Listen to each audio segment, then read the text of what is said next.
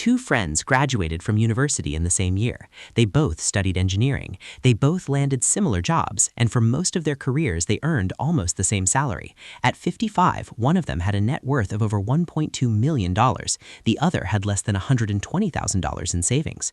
One was planning early retirement. The other was still worried about paying his mortgage.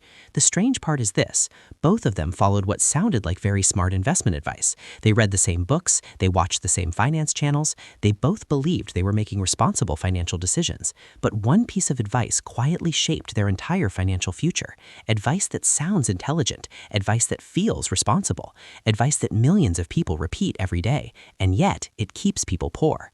Today, I want to show you what that advice is, because once you see it, you'll start noticing it everywhere, and you'll realize why so many hardworking people stay stuck financially despite doing everything right. The advice usually sounds like this: start small. Start small with investing. Start small with saving. Start small with building wealth.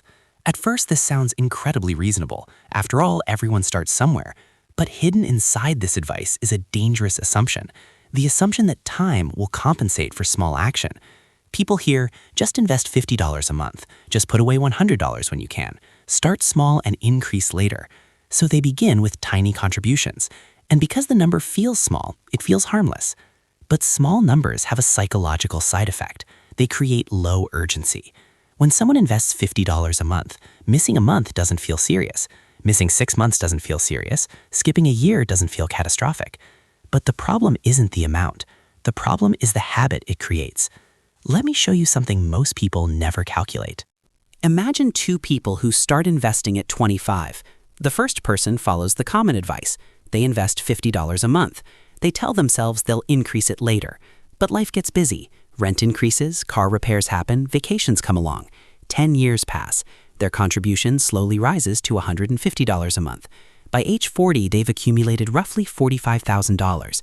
Now consider the second person. They made a different decision. Instead of starting small, they treated investing like a serious bill.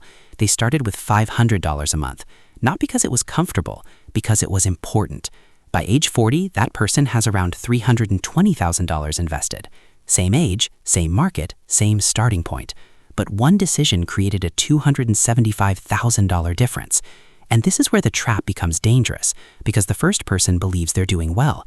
They're investing, they're being responsible, they're following good financial advice. But the math tells a different story. Small investments grow slowly, and when growth is slow, motivation fades. So people delay increasing contributions. They assume there will be plenty of time later.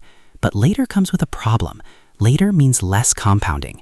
A dollar invested at 25 has roughly 4 times the growth potential of a dollar invested at 45, which means every year of delay quietly reduces the power of your money.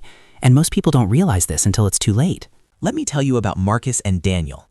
Marcus believed in starting small. He began investing $75 a month at 26. He increased it slowly over the years. At 45, he was investing about $400 monthly. It felt responsible. It felt disciplined. But by 50, Marcus had just under $140,000 invested. Daniel took a different approach. He treated investing like a non-negotiable obligation. From the beginning, he committed 20% of his income. It forced him to live in a smaller apartment. He drove older cars. And sometimes it felt frustrating watching friends spend freely. But by 50, Daniel had over $900,000 invested. What's interesting is this: neither man felt dramatically different during their 30s. Marcus enjoyed slightly more spending. Daniel lived slightly more modestly. But the difference in lifestyle wasn't dramatic. The difference in outcomes, however, was enormous. Because wealth doesn't grow from starting small. It grows from starting serious. This doesn't mean everyone must invest huge amounts immediately, but it means your goal should never be comfort. Your goal should be meaningful contribution. Because the earlier you make investing feel significant, the sooner it becomes a priority. And priorities shape behavior. Behavior shapes outcomes. The truth is that many pieces of financial advice are designed to make people feel comfortable starting. But comfort rarely creates wealth. Commitment does. And the earlier that commitment begins, the easier your financial life becomes later. So if you're currently investing small amounts, don't feel discouraged. Feel informed. Because the real mistake isn't starting small. The real mistake is staying small for too long. The people who build real wealth eventually reach the same realization. Money doesn't grow because you started. It grows because you decided it mattered. And once that decision happens, everything changes.